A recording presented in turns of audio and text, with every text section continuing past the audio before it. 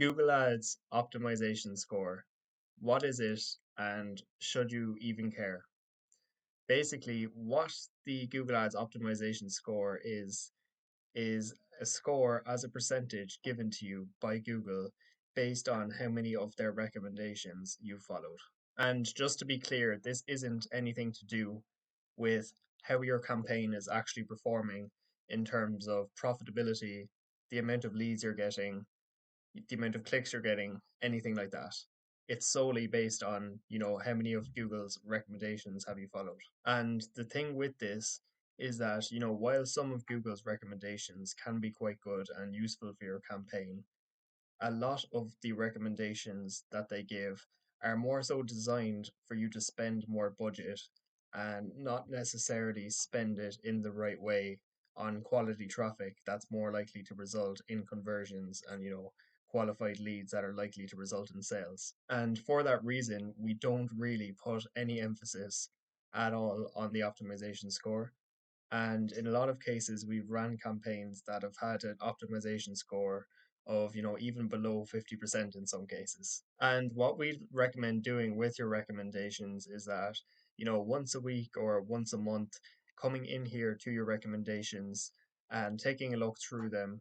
Most of these can simply be ignored, but some cases, it might be worth considering.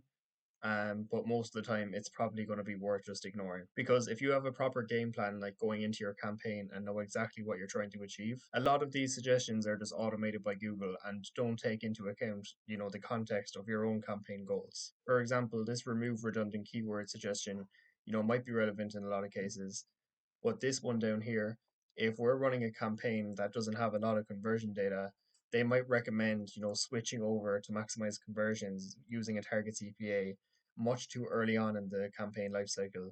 And by applying this recommendation, you're going to boost your optimization score, but that doesn't mean your campaign performance is going to improve.